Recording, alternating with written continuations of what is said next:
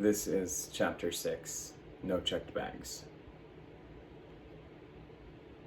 You're the only motherfucker in the city who can handle me.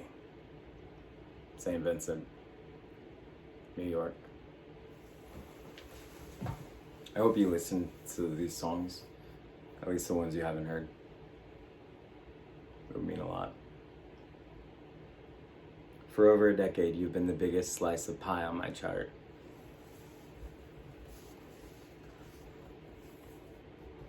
And it's a blowout. Hasn't even been close. If going about the business of putting you and I's relationship in perspective has taught me one thing, it's that I am incapable of portion control.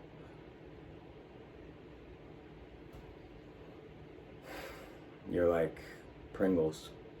Once you pop, they're not kidding.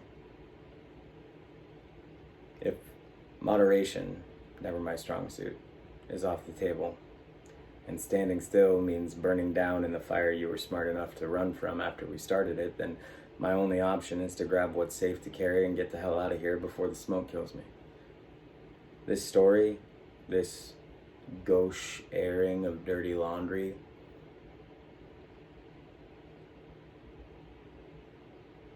it's not me addressing the issues to begin a dialogue, not an effort to rebuild or heal or anything like that. It's what I've held between my fingertips one last time before letting it burn too. What you do with these words, how you make peace with my reflections on our life together, that is finally, mercifully, not my problem. It's actually none of my business. I do have one last thing for you though. I'm letting a lot of us go. Things that have hurt, some that didn't, some moments I thought I could never leave behind. The friendship that we told ourselves we would always protect is still singeing my fingertips, but by the end of this story, I'll have left it behind too. What a horrifically brutal thing to say. What a heartbreaking thing to mean. Before I go, I want to tell you what I'm taking with me. Even though you won't see me or be able to text or call whenever the mood strikes you, these are the silent, nearly invisible strings that will tether us. For me, at least.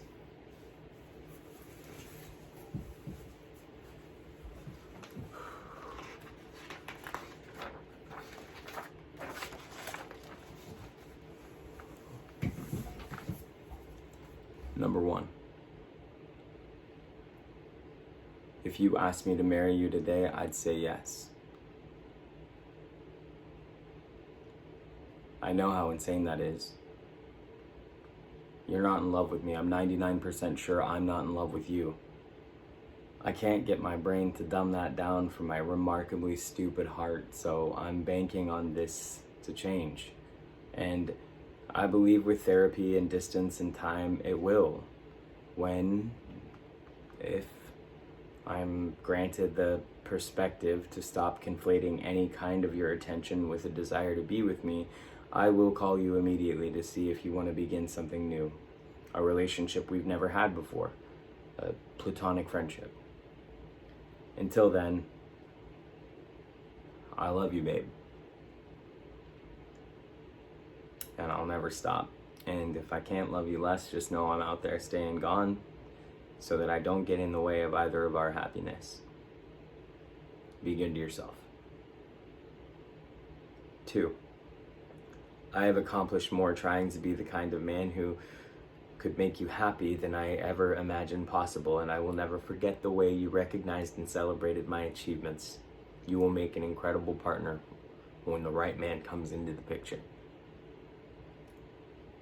Number 3, your ambition and follow through are inspiring. Your ability to set a goal and see it to fruition will continue to give me a push when I want to give up on myself, and I'm so proud of you.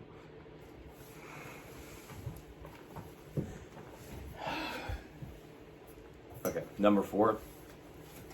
Life with you has brought infinitely more surprises than I believe possible for me, and I may have been the unlucky recipient of your worst, but whatever, I was the irrefutable beneficiary of your best, and what a beautiful best to keep me company when I feel alone, and you will never have to wonder if I know if you love me. I don't need a single word to know that my place in your heart is permanent, and I love you too.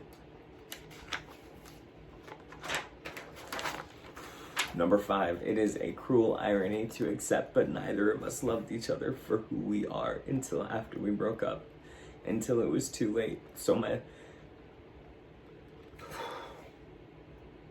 this piece to carry is not a regret, but an apology and promise.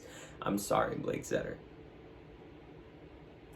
for not growing up fast enough to understand how great we could have been if we'd ever figured out how to be in love at the same time. And I'm sorry I didn't see the rarity and the joy and what a gift response of yours to some wordy text I sent would bring me. And I'm sorry that I didn't know how much it was worth to get a sideways look from you in a crowded place. The way that your eyes searching for mine could always make us feel like the only two people in the room. Hindsight hurts, but it is the luckiest pain. If I am fortunate enough to find someone who gives me their best again, I will protect it while it is offered, and I will recognize its worth, and I will fight to keep it because of you. Because of us. I hope you'll do the same. 6, I am going to miss you so fucking much. And I hope you miss me too, and if we ever make our way back from this, tell me that you did. Tell me that it was hell to lose me, because if it wasn't, why would you come back? 7, you're not mean. You like to say that you're mean, you're not. You're just selfish. Being considerate isn't a waste of your time. It isn't a chore. You expect it from others. Give it back.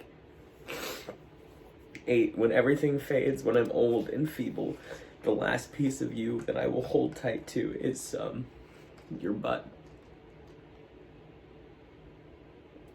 Best butt out there.